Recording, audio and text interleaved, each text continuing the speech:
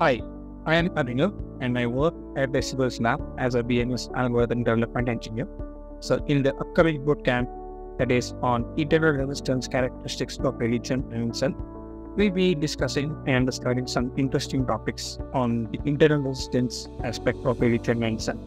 So the following topics are for study, that is the significance of estimating and understanding the behavior of internal resistance of a lithium ion cell. So why is it so important to understand internal resistance of a lithium ion cell? What are its influencing parameters? What are the parameters that the internal resistance itself influences? Things such as aging and temperature.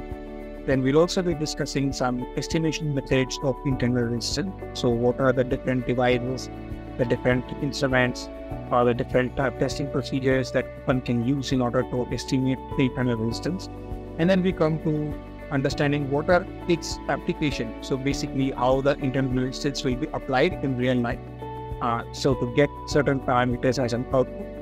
So along with this, we will also be solving a simple numerical example using testing data in Excel form. This is the scope of the topics that will be covered in the upcoming bootcamp, that is internal resistance characteristics of a lithium ion cell, which will be covered on 26th of April 2024. Thank you and looking forward to seeing you in this bootcamp.